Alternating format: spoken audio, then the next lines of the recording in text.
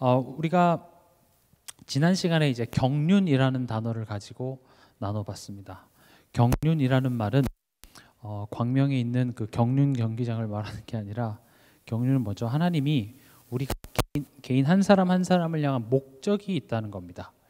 여러분들이 하나님을 믿었고 누구를 통해서 복음을 전해 들어서 얼떨결에 신앙생활이 시작되고, 그리고 그냥 내가 하나님 잘 믿고 예수 잘 믿고 하면 복 받다가 적당히 살다가 천국 가는 차원이 아니라, 하나님이 여러분들 한 사람 한 사람을 향한 목적이 있다고 얘기를 합니다. 그래서 우리의 구원은 우연이 아니고 하나님의 계획 속에서, 그리고 그 하나님이 그 계획을 실행하시고 반드시 성취하시는 것입니다. 그래서 2023년 지금 9월 달에 오늘 내가 존재하는 것은 하나님의 경륜 속에서 지금 성취되어 온 그 성취의 응답이 바로 나인 것입니다. 그래서 이제 바울이 이 하나님의 경륜 속에서 내가 사도가 됐다고 얘기하는 것이, 예전에는 내 생각에 옳다고 하는 것을 했습니다. 그게 예수 믿는 사람 잡아 죽이는 거였죠. 내 생각에 그게 맞는 거였어요. 내 고집, 내 기준으로 봤을 때는 그게 맞는 거였는데 그게 하나님을 대적하는 거였죠. 그러나 그런 나를 하나님께서는 사도 삼으시고 이방인을 위한 사도로 세우신 것은 이게 하나님의 경륜 속에서 이뤄진 것이다 라고 바울은 고백을 한 겁니다. 오늘은 그리스도의 비밀을 알게 하신 것은, 이 제목을 가지고 말씀을 나눠보고자 합니다. 사실 에베소 3장 내용이 간단한데 이 문장이 조금 복잡합니다. 그래서 제가 조금 쉽게 읽기 위해서 여러분 성경에다가 괄호를 좀 쳐보시면 좋은데, 어디서부터 괄호를 치면 좋냐면요, 곧 계시로 내게 비밀을 알게 하신 것은 하면서 거기다 이렇게 괄호를 치시고요, 그 다음에 그 괄호의 끝이 어디서 나냐? 5절 사람의 아들에게 알리지 아니하셨으니, 거기까지 이렇게 괄호로 묶으시면 조금 이해하기가 쉬워요. 그러니까 이게 무슨 말이냐면, 3절에 하나님이 계시로 내게 비밀을 알게 하신 것은, 6절에 이방인들이 복음으로 말미암아 그리스도 예수 안에서 함께 상속자가 되고 함께 지체가 되고 함께 약속에 참여하는 자가 되게 함이라, 이렇게 되는 거예요. 그리고 그 중간의 가로는 첨부 설명입니다. 그러니까 이 중간에 가로가 없어도 지금 말이 되는 거죠. 그러니까 내게 이 복음의 비밀을 알게 하신 이유는 이방인들에게 복음 전하게 하기 위해서다, 지금 이 말이에요.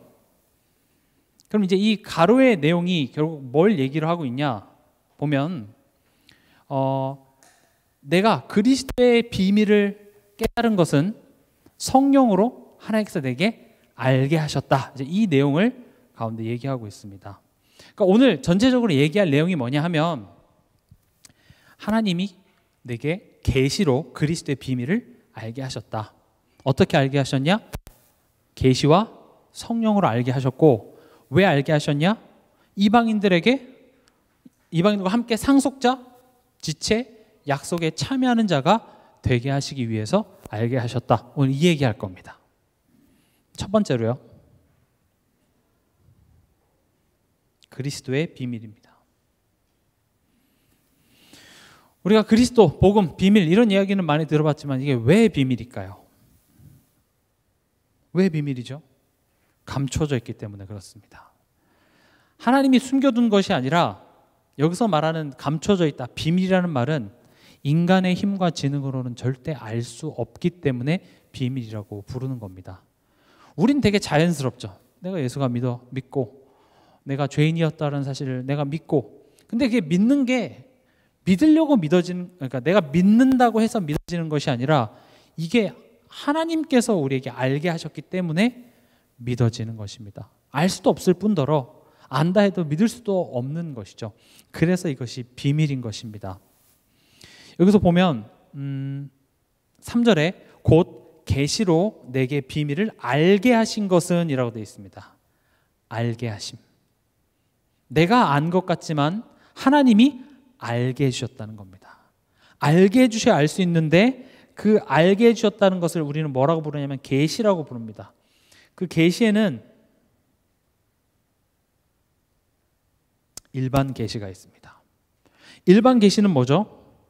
우리가 자연을 통해서, 또는 인간의 역사를 통해서, 또는 사람이 가지고 있는 양심 등을 통하여서 우리가 하나님의 존재를 이제 깨닫게 되는 거죠. 제가 처음에 미국 갔을 때 그 서부 투어가 있어서 갔는데 그랜드 캐년이라는 곳을 갔습니다. 많이 들어보셨죠? 그랜드 캐년. 거기를 딱 가는 순간 아, 하나님이 살아계시는구나 이렇게 느껴져요. 태어나서 처음 본 그런 엄청난 그런 광경 앞에서 야, 하나님이 지으신 세계가 참 놀랍구나. 근데 여러분들 굳이 그랜드 캐년까지 가지 않아도 우리의 인체의 신비만 해도 정말 놀랍습니다. 지금 과학이 다 발전했다 해도 인간의 뇌도 아직 다 몰라요. 아직 우리 인체 신비도 100% 밝혀진 게 아니죠. 일반 계시라는 것은 역사와 사람의 양심을 통하여서 어떤 신적인 존재, 하나님이 계신 것과 또 우리 인간이 거기에 종속돼 있다 이런 것들은 알 수는 있지만, 그러나 인간이 왜 끊임없이 행복을 추구하고자 하며 그럼에도 불구하고 행복할 수 없고 끝없는 허무와 공허 속에 살아가야 되는지는 자연을 통해서는 알 수가 없어요. 왜 우리 가문에 이런 문제와 우상숭배 이런 것들이 끊임없이 반복되는지 알 수가 없어요. 그래서 그것을 알기 위해서 인간은 부단히 노력을 하는데 그것을 보고 우리는 우상숭배라고 부르기도 하고요. 그러니까 다시 말하면 이 일반 계시로는요, 우리가 하나님 떠난 죄인이고 그래서 우리가 구원이 필요한 존재라는 것을 절대 알 수가 없는 것입니다. 그래서 우리에게 특별 계시를 주셨습니다. 구약 시대 때는 하나님께서 직접 말씀하시기도 하셨죠. 직접 나타나셔서 보여주시기도 하시고요. 또 하나님께서는 천사와 주의 사자들을 보내서 또는 선지자를 통하여서 우리가 죄인임을 알게 하시고, 그래서 여자의 후손이 뱀의 머리를 상하게 하고 너희가 구원이 필요한 존재라고 하나님께서는 우리에게 알려주셨습니다. 우리가 구약시대 때 태어났으면 우리는 성경이 그때는 없었기 때문에 우리는 알 수가 없죠. 근데 우리가 안 것 자체가, 우리가 지금 복음을 믿고 예수를 믿는다는 것 자체가 지금 하나님이 우리에게 이 복음의 비밀을 알게 하셨다라는 부분을 강조하기 위함입니다. 신약에는요, 이 하나님의 계시가 요한복음 1장 14절에 말씀이 육신이 되어 이 땅에 왔어요. 그게 바로 예수 그리스도죠. 가장 완벽하고 특별한 계시가 누굽니까? 바로 예수 그리스도. 그분 자체가 최고의 계시가 되는 겁니다. 예수님이 이 땅에 오셨다는 것은 첫 번째 뭘 의미하냐? 우리가 구원이 필요한 인간이라는 겁니다. 여러분들 뭐가 필요하십니까? 돈이 좀 많았으면 좋겠죠. 나에게 휴가가 좀 필요하면 좋겠죠. 나에게 좀 여유가 있었으면 좋겠고, 뭔가 이런 환경에서 벗어난다든지 뭔가 사람들마다 각자 내가 필요하다라고 하는 것들이 있습니다. 그걸 왜 그렇게 필요로 하죠? 그것만 있으면 행복할 것 같거든요. 아닙니까? 우리가 복음 편지 읽어도 보면 왜 인간이 행복하지 않는가라는 질문을 던집니다. 전 여러분들에게도 또 동일한 질문을 던지고 싶습니다. 하나님의 자녀인 나는 왜 행복하지 않는가? 중직자인 나는 왜 행복하지 않는가? 예수를 그리스도로 믿고 있는 내가 왜 행복하지 않는가? 질문해 보세요. 일단 행복이 뭔지 모르고요, 머리로는 알죠. 성경은 얘기하고 있습니다. 예수 그리스도께서 우리에게 계시하고 계십니다. 너희는 구원이 필요한 인간이라고 얘기하고 있습니다.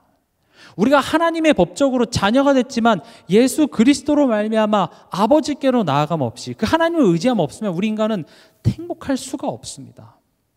죽어서 천국 가는 것은 보장될 수 있지만 우리가 이 땅에서 살아가는 그 한순간순간을 천국으로 누리는 그 비밀을 우리가 누릴 수 없어요. 그래서 하나님 자녀인 나도 행복하지 않습니다.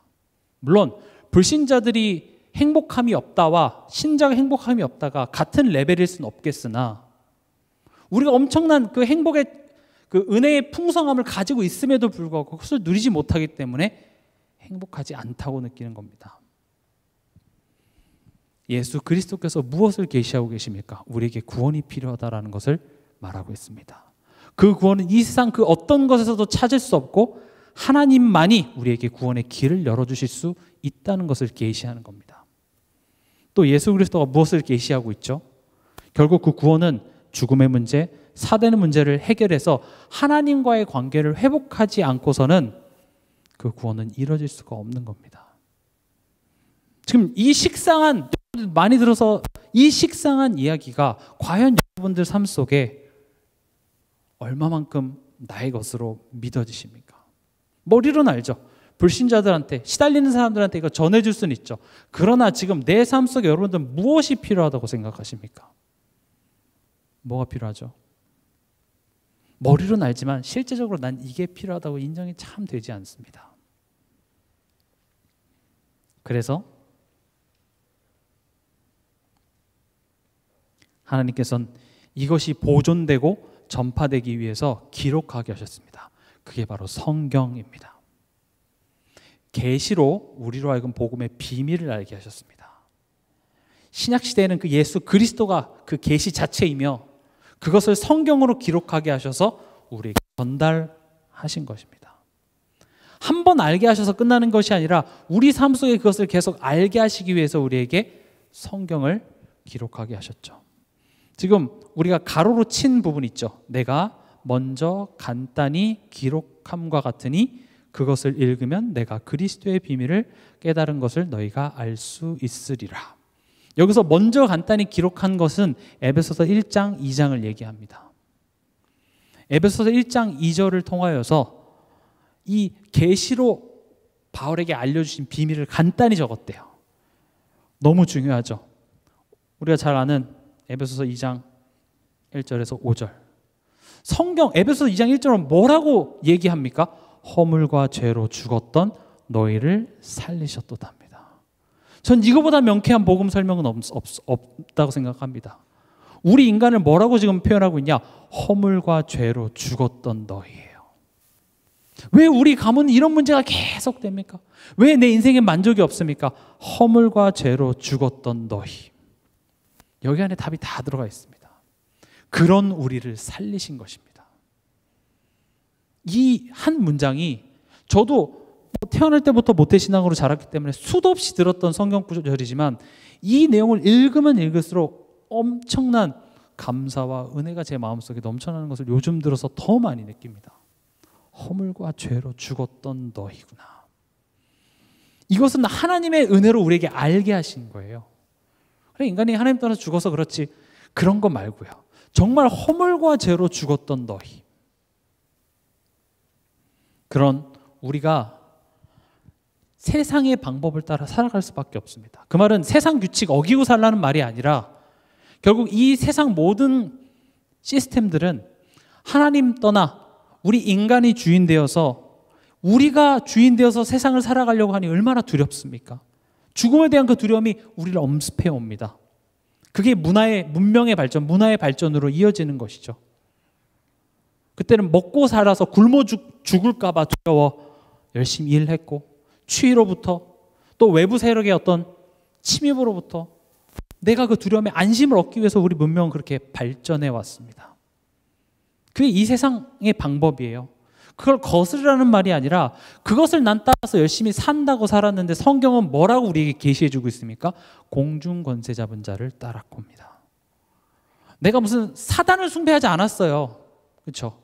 뿔 달린 뭐 염소 같은 거 하나 걸어놓고 내가 사단을 찬양합니다. 안 했어요. 그냥 나는 나 먹고 살려고 내 자식 잘 키우려고 굶어 죽으면 안 되니까 그렇게 열심히 살았는데 성경은 그걸 뭐라고 계시하고 있냐면 공중 권세 잡은 자를 따랐으니에요. 충격적이지 않습니까? 세상 사람들은 몰라요. 그냥 다 이렇게 사는 거 아니야? 이게 사는 거 아니야? 라고 얘기하지만 성경은 공중 권세 잡은 자를 따랐으니. 전 이게 은혜라고 생각합니다. 성경을 통해서 우리에게 알려주는 거예요. 아, 이게 내가 산다고 열심히 살았는데 공중 권세 잡은 자를 따랐구나. 또 뭐라고 얘기하고 있죠? 우리의 본질이 하나님을 진노케 한대요. 다시 말하면 우리의 존재 자체가 내가 뭘 잘하고 못하고를 떠나서 우리의 존재 자체가 하나님을 진노케 하는 자리에 있답니다. 우리가 하나님 미워, 하나님 욕한다고 해서 교회 안 나온다고 해서 하나님을 진노케 하는 것이 아니라 뭘 해도 하나님을 진노하는 자리에 우리가 있다고 성경은 계시해 주고 있죠. 그러니까 우리 인간의 힘으로는 그 어떤 것도 할 수 없는 상태 속에 살아가고 있고, 이 내용은 성경에 나온 신화 같은 이야기가 아니라 오늘 이 시대에 우리 모든 사람이 지금 살아가고 있는 현재의 모습을 설명해 주고 있습니다. 우리도 여기에 속해 있었습니다. 근데 뭐라고 되어 있죠? 하나님이 우리를 사랑하신 그 큰 사랑으로 인하여 우리를 그 가운데서 구원해 주셨다고 되어 있습니다. 하나님의 사랑에서부터 구원은 시작이 되는 겁니다. 우리 한 사람 한 사람이 하나님의 사랑의 열매예요. 이제 곧 크리스마스 다가오는데, 예전에 그 크리스마스 씨를 사고 여기 이렇게 이렇게 핀 같은 거 있었잖아요. 이렇게 열매 3개 있는 거. 우리가 그 사랑의 열매, 사랑의 결실이라고요. 그게 뭘 의미하냐면요, 그래 하나님 날 사랑하셔 차원이 아니라 그걸 가지고 오늘 현실을 보잔 말이죠. 여러분 현실에 어려움이 있습니까? 갈등이 있습니까?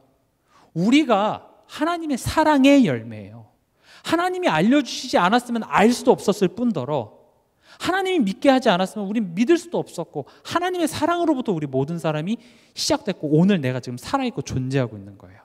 그리고 말합니다. 그 하나님의 사랑은 예전에도 그랬고 지금도 함께하며 영원히 변함없다.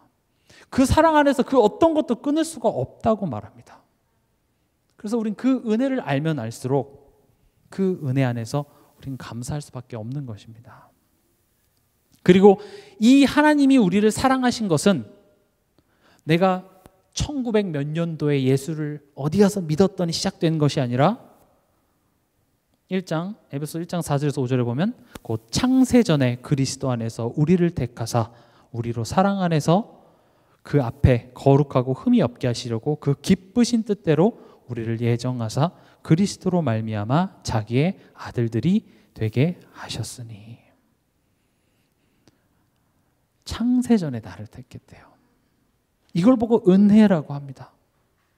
제가 금요 치유전도학교도 말씀드렸지만 행위로 구원받는 것이 아니라 믿음으로 구원받는다라는 말이, 행위라는 것은 결국 우리가 자랑할 것이 없다는 겁니다. 우리에게 어떤 원인이 있다는 게 아닙니다. 행위라는 것, 그러니까 내가 믿었고 내가 붙잡았다라고 자랑하는 것도 그건 행위에 속해요. 여기서 말하는 행위라는 것은 어떤 수단과 방법을 이야기하는 측면이 아니라 우리 인간에게 있어서는 구원받을 만한 근거와 이유가 없다는 말이에요. 네가 자랑할 게 없어. 그게 행위로 구원받는 게 아니다라고 얘기합니다. 은혜라는 말은요, 우리가 한 게 없는데 하나님이 일방적인 사랑으로 나를 택해 주셨습니다. 그래서 우리가 할 수 있는 것은 그 사실을 믿는 것밖에 없어요. 믿음이 조건이 되는 것이 아니라 은혜로 나를 구원해 주셨기 때문에 우리가 하는 것은 믿음. 그래서 자랑하는 것이 아니라 은혜인 거예요. 감사한 거예요. 이 자리에 내가 행위로 구원받았다라고 하는 사람은 없을지 몰라도 우리 삶 속에 남을 비판하고 정죄하는 것 자체가 내가 믿었고 나의 믿음을 자랑하는 것이며, 정죄하는 것 자체가 내가 그래도 너보다 낫다고 얘기하는 거 아니겠어요? 내가 너보다 못하는데 내가 다른 사람 비판할 수 있어요? 못하죠. 그래도 내가 잘났다고 생각하잖아요. 내가 그래도 당신보다 믿음으로는 위에 있다고 생각하니까 내가 아래를 내려다보면서 니 왜 이러냐 이렇게 되는 것이죠. 근데 우리 모두가 다 그 자리에 있어요. 그래서 성경 계속 얘기하는 겁니다. 행위로 받는 것이 아니라 믿음으로. 다시 말하면 우리에게 그 어떤 구원받을 만한 조건이 없다는 겁니다. 그래서 그 은혜를 알면 알수록 우리가 복음 안에서 그리스도 예수 안인 자에겐 결코 정죄함이 없다. 남을 비판하는 행위를 하지 말라는 것이 아니라 그 은혜의 풍성함 속으로 들어가면 들어갈수록 내가 매 순간마다 하나님께 대하여 어마어마한 빚을 지고 있는데 그 빚을 예수 그리스도의 피로 계속 탕감받고 있는 나임을 알면 알수록 우리는 감사할 수밖에 없어요. 내가 뭐라고 다른 사람을 비판하고 비난할 수 있겠습니까? 우린 그 은혜 아래 살아가고 있습니다. 그래서 그 은혜를 아는 자일수록 더욱더 예수만 붙잡게 돼 있습니다. 분위기가 너무 심각해져서 그 기독교인들이 가장 좋아하는 숫자, 이거 약간 넌센스 퀴즈입니다. 그리스도인이 가장 좋아하는 숫자가 뭔 줄 아십니까? 뭐 어떤 사람 뭐 3, 어떤 사람 뭐 7, 뭐 이렇게 얘기하시는데 61입니다. 61. 왠지 아십니까? 61. 그래서 이해가 안 되시면 빨리 넘어가면 됩니다. 61입니다. 네. 오직 예수죠. 특별 계시를 통하여서 우리에게 알려주셔도 우리는 믿을 수가 없습니다. 그래서 성령으로 우리와 함께 하사 우리로 하여금 깨닫게 하시는 것입니다. 바울도요, 예수님 믿는 사람 핍박하면서 그리스도에 관한 메시지 들었습니다. 심지어 스데반의 설교도 들었습니다. 바울은 그렇게 쉬운 사람이 아니죠. 비판할 거면 제대로 알고 정확히 알고 비판했던 사람이에요. 그래서 누구보다도 어찌 보면 복음 메시지, 예수에 관한 메시지를 아주 많이 듣고 분석하고 했을 거예요. 근데 그 말씀 듣고 어떻게 했어요? 예수 믿는 사람, 복음 전하는 사람 잡아 죽이는 것에 1등 공신이 바울이었습니다. 그런데 그러던 어느 날 다메섹 앞에서 예수 그리스도를 만나고 그는 다른 사람이 됩니다. 몰랐던 어떤 새로운 정보를 안 것이 아니라 알았는데 그 정보가 내게 새롭게 깨달아졌어요. 그걸 보고 성령의 역사라고 합니다. 성령으로 말미암아 새 사람이 된 거예요. 그래서 우리가 복음은 지식으로 아는 것이 아니라 성령이 내게 깨닫게 해주셔야 돼요. 지식적으로 아는 것도 물론 중요합니다. 그런 알아가는 것들이 잘 정리가 돼 있어야 되지만 그거 아는 것이 전부가 아니라 그것이 성령으로 내게 조명되어져야지만 우리에게 그 복음이 나의 복음이 되는 겁니다. 그래서 우리가 항상 말씀 들을 때 또 나 혼자서 뭐 성경을 묵상하거나 기도할 때 항상 여러분이 기도하시기 바랍니다. 성령 하나님께서 지금 내 마음을 조명하여 주사 오늘 이 말씀이 내게 하시는 하나님의 말씀으로 들려지게 하여 주시옵소서. 오늘 강단 말씀에도 사환이 나오죠. 그 사환이 아침에 일어났더니 아람 나라 그 병사와 그 병거와 말이 성을 둘러싸고 있었습니다. 그건 눈에 보이는 현실입니다. 그 상황에서 그 사람 믿음 없다. 그렇게 우리는 손가락질할 수 있지만 우리 현실에서는 어떻습니까? 우리도 마찬가지입니다. 솔직히 그 사환을 꾸짖을 우리도 자격이 없어요. 여러분도 아침에 일어났는데 여기저기서 문제가 터져서 이러지도 못하고 저러지도 못한 상황 속에 여러분들은 안 하시겠습니까? 제가 했더니 그 중고 동부애가 아이스 아메리카노? 뭐 이렇게 얘기하던데 아이스 아메리카노가 아니라 라는 건 탄식이죠. 절망입니다. 내 수준으로는 안 되는 거예요. 포기인 거죠. 그런 상황에서 엘리사가 내가 널 얼마나 가르쳤는데 또 복음 못 깨닫고 그렇게 했습니까? 복음 더럽게 못 깨닫는데 너 제자 아니야. 나가. 그렇게 하지 않고 엘리사가 어떻게 합니까? 기도합니다. 뭐라고 기도하죠? 여호와여 원하건대 그의 눈을 열어서 보게 하옵소서. 엘리사가 가르쳐줘서 될 문제가 아니라니까요. 하나님께서 보호자의 축복으로 그의 마음을 감동시켜줘야 돼요. 우리가 오랫동안 복음은 많이 들어도 그 말씀이 성령의 조명과 계시로 내게 깨달아지는 역사 없으면 절대 그 복음은 우리에게 깨달아지지 않습니다. 그래서 우리도 똑같이 그 눈에 보이는 현실 앞에서 3번, 4번, 5번 밖에 할 말이 없어요. 뭐 어떡하겠습니까? 보이는 게 그건데요. 그렇지 않습니까? 그래서 보호자의 축복, 보호자의 배경을 누리기 위해서는 결국 그거 없으면 안 되는 나를 깨닫는 게 사실은 되게 중요합니다. 그리고 그 능력은 누구에게서만 오는 거예요? 성령 하나님. 보호자라는 말 자체가 이미 지금 성령이 우리와 함께 계시지만 그러나 우린 그 성령의 능력, 성령의 도우심을 지속적으로 받아야 되기 때문에 보호자의 축복이라고 얘기를 하는 겁니다.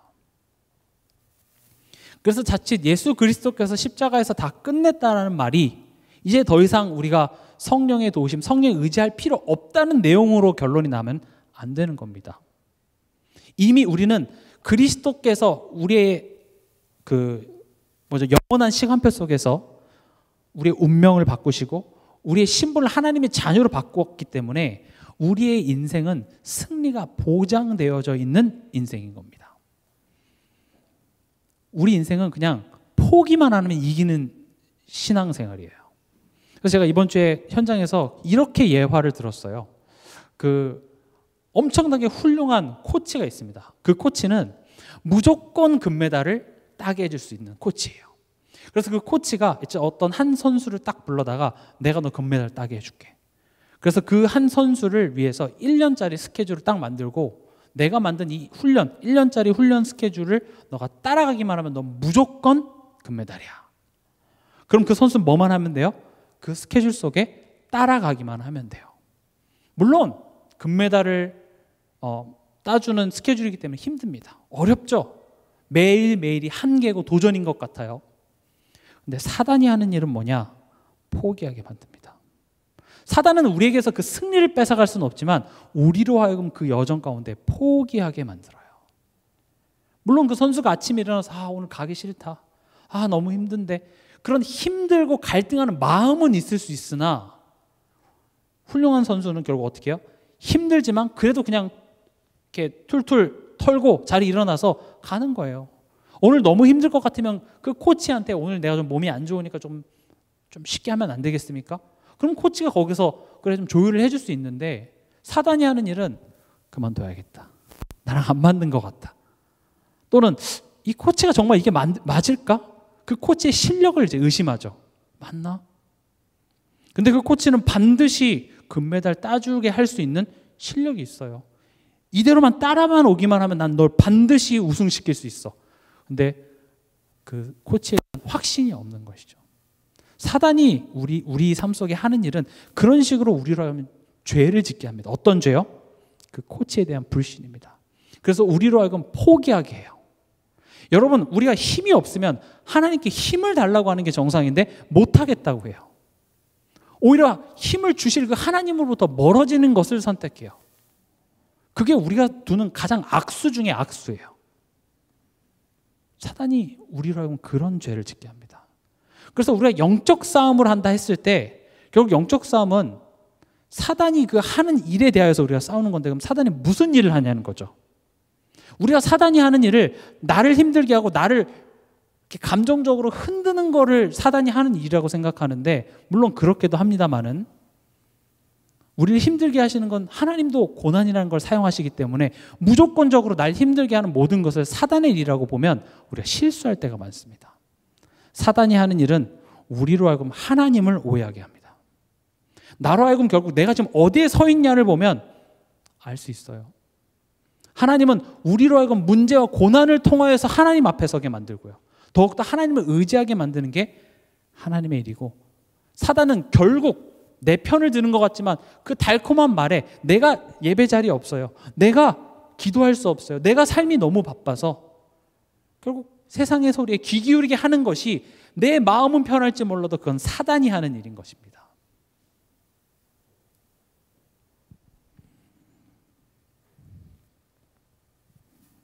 결국 우리로 하여금 이 그리스도의 비밀을 깨닫게 하신 목적이 뭡니까? 바로 이방인입니다. 지금 3절에 곧 계시로 내게 비밀을 알게 하신 것은 하고 가로가 쳐졌죠.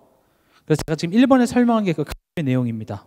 성령으로 우리에게 나타내신 것은 6절에 이는 이방인들이 복음으로 말미암아 그리스도 예수 안에서 함께 상속자가 되고 함께 지체가 되고 함께 약속에 참여하는 자가 됨이라. 목적은 이 이방인과 함께 상속자가 되고 지체가 되며 약속에 참여하는 자가 되게 하시기 위함이라고 되어 있습니다. 그런데 여기서 그럼 이방인은 누구를 의미할까요? 우리에게선 타인이라고도 볼 수 있고요. 더 쉽게 얘기해서 가족, 우리 친정, 시댁, 이번 주 추석이죠. 우리 직장 등등. 내가 아닌 다른 사람. 그러나 내 삶 속에 묶여 있는 사람. 마주보기 싫지만 마주해야 되는 그 사람. 성경 뭐라고 되어 있습니까? 그들과 함께랍니다. 우리를 그들과 하나님이 묶어뒀대요. 다시 말하면 그들과의 운명 공동체를 이루게 하십니다. 지금 나만 복음 깨닫고 내가 그리스도 비밀 깨달아서 나는 천국이 좋고 거기서 끝나는 것이 아니라 왜 그걸 깨닫게 했냐? 나오잖아요. 6절에. 이는이라는 말은 왜냐하면이거든요. 왜냐하면 이방인들이 복음으로 말미암아 그리스도 예수 안에서 함께 상속자가 되고 함께 지체가 되고 함께 약속에 참여하는 자가 됨이라. 지금 뭘 강조하고 있습니까? 함께. 이 함께라는 것을 우리는 뭐라고 해석할 수 있냐? 가정이라고 해석할 수 있고요. 함께라는 것을 교회라고도 해석할 수 있습니다. 그렇죠? 함께. 이 남자랑 결혼했는데 속았어요, 내가. 도망갈 수 없죠. 운명 공동체인 거예요. 살면 살수록 내가 전생에 뭘 했길래 후회만 가득하죠. 도망가고 싶어요. 무르고 싶어요. 이게 꿈이었으면 좋겠어요. 이런 악몽에서 빨리 깨어나고 싶지만 몇 번 자고 일어나도 이 현실은 바뀌지 않는 것 같은 거죠. 근데 이건 실수가 아니라 하나님이 이 이방인과 함께 묶어뒀대요. 여기서 상속자가 되고 지체가 되고 약속. 그럼 이게 무슨 말인지 그냥 쉽게 얘기를 하면 그들을 통해 나를 살림, 또 나를 통해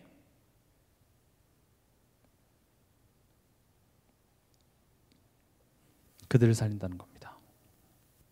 그럼 우리가 이제 나를 통해 그들을 살린다, 이 말은 알잖아요, 그렇죠? 내가 그들을 살리는 거. 그럼 이제 우리가 궁금하고 반항심이 생기는 게 그들을 통해서 어떻게 나를 살리겠냐는 거죠.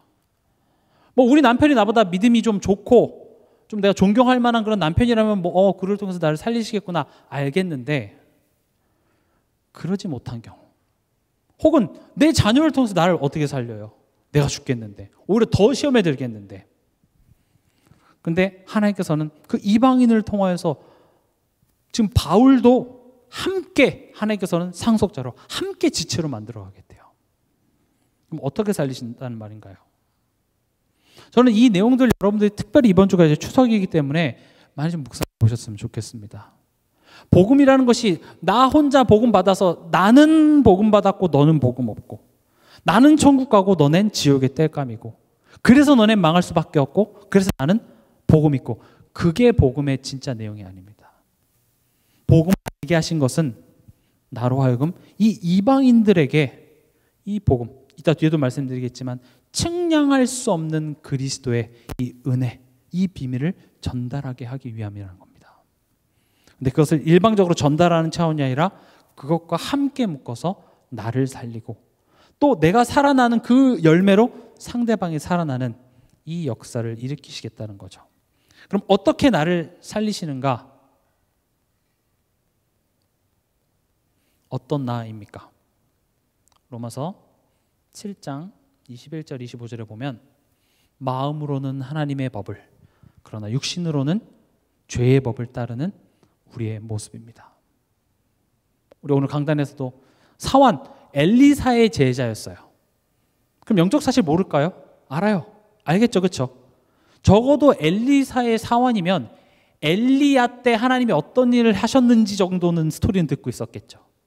아무리 수업 시간에 졸아도, 아무리 엘리사가 이렇게 가리키는 저 뒤에서 딴짓하고 졸고 해도 적어도 엘리야 스토리는 모를 수가 없죠.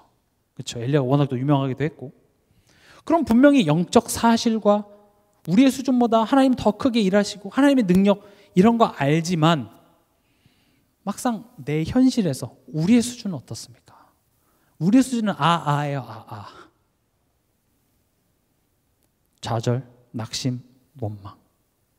근데 저는 여러분들 보고 좌절하지 마십시오, 불신앙하지 마십시오, 비판하지 마십시오라는 그런 행동을 지적하기보다는 왜 우리가 그런 행동을 할 수밖에 없는지에 대한 부분을 얘기하고 싶어요. 우리가 왜 좌절하죠? 왜 낙심하죠?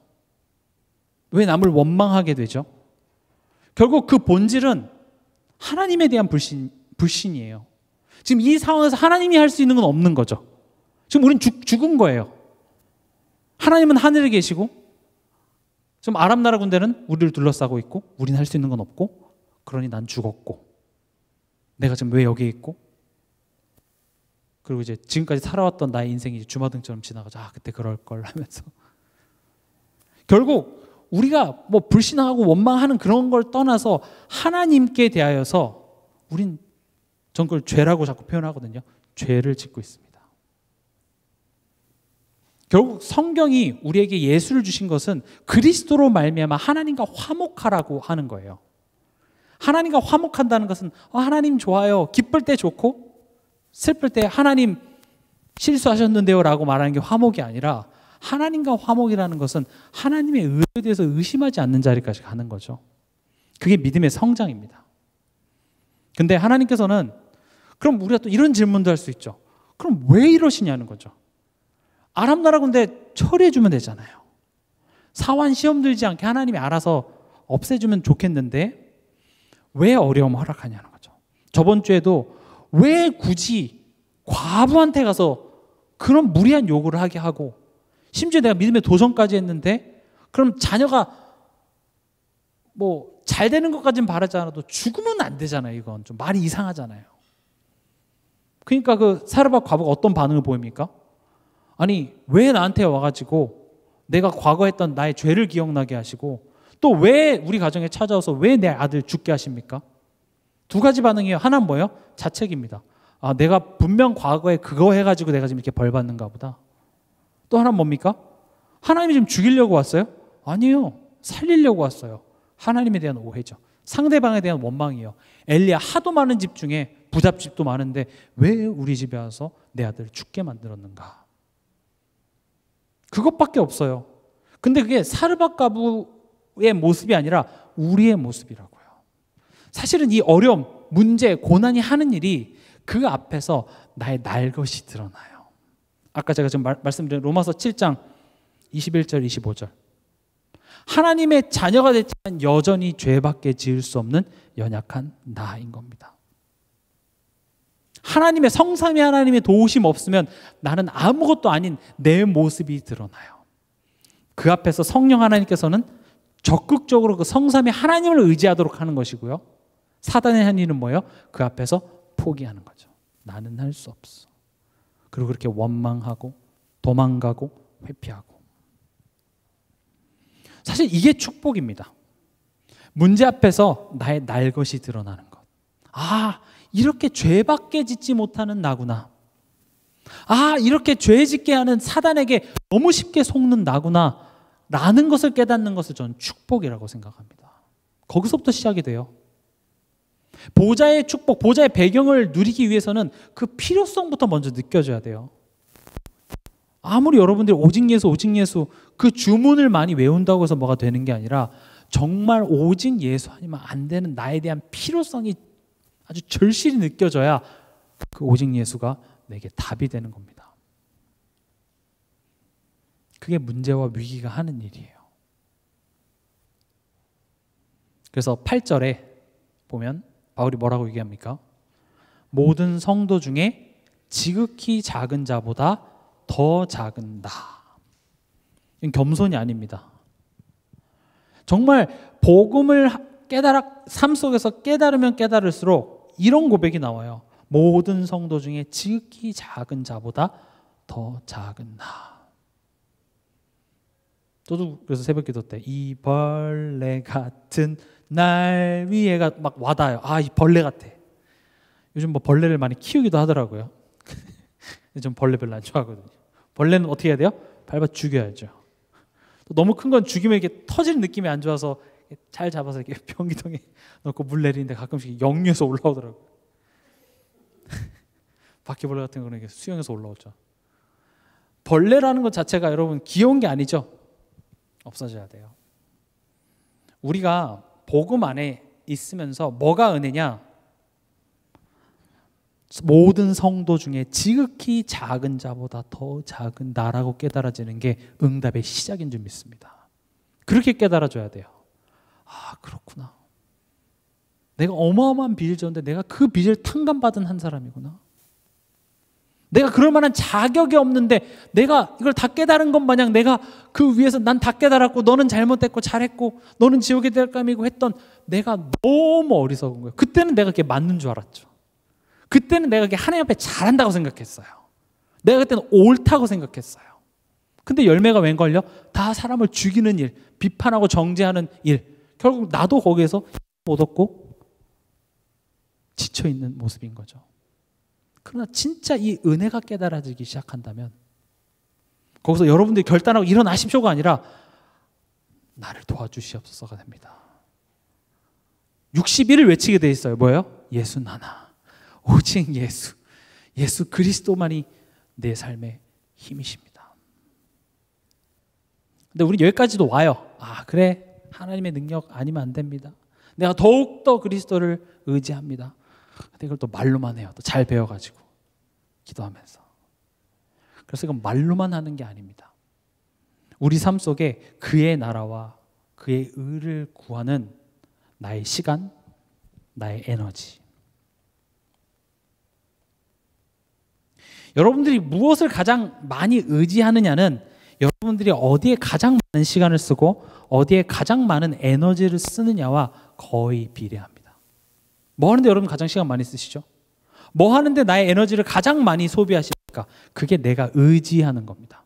물론 직장인이기 때문에 당연히 직장 가 있는 동안 당연히 시간과 에너지를 많이 써야겠죠. 그러나 그런 거 말고요. 내 빈 시간에. 그때 내가 지금 말로만 정말 하나님을 의지하고 뭐 그리스도를 붙잡는다고 얘기하는지 정말 내가 그 하나님을 의지하기 위해서 내가 기도하는 그 시간, 내가 하나님 말씀 듣기 위해 나오는 그 시간이 내게 있는지 한번 질문해 보자고요.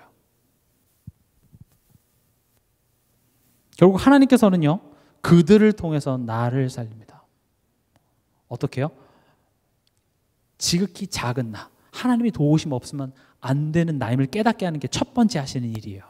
내 자녀 앞에서 내가 할 수 있는 게 아무것도 없었어요. 어렸을 때야 내가 핸드폰 뺏고 용돈 뺏고 강압적으로 하면 말 들었죠. 근데 이제 그게 더 이상 먹히지가 않아요.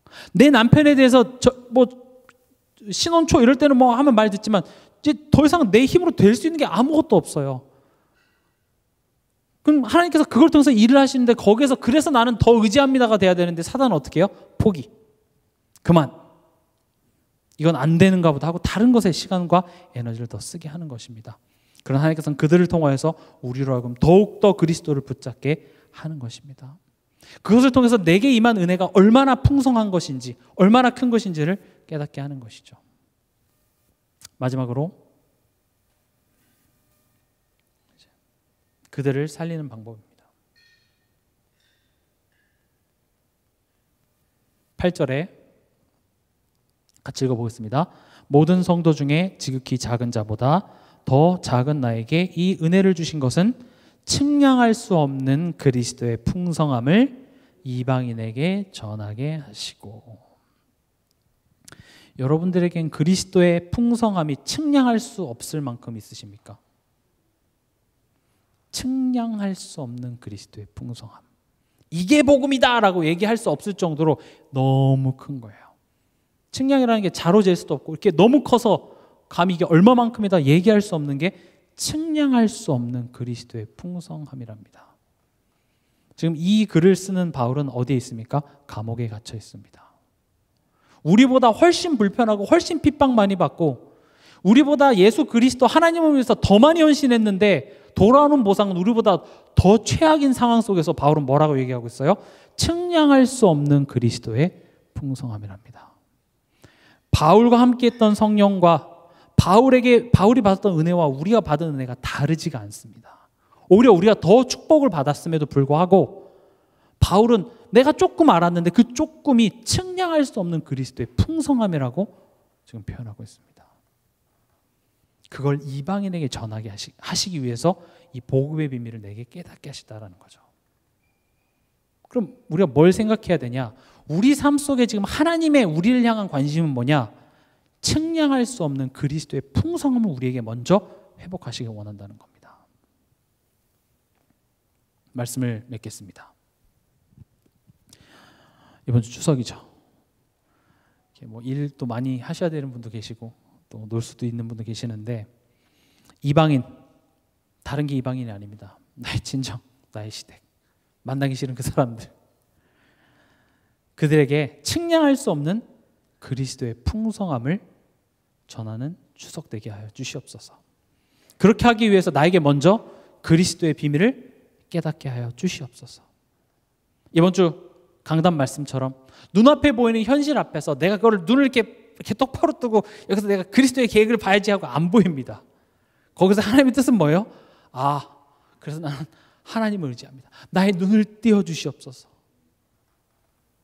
나의 연약함을 인정하고 그래서 하나님을 의지하는 성삼위 하나님의 그 보좌의 능력으로 나와 함께 하여 주시옵소서. 그렇게 의지하는 그런 추석 되시기 바랍니다.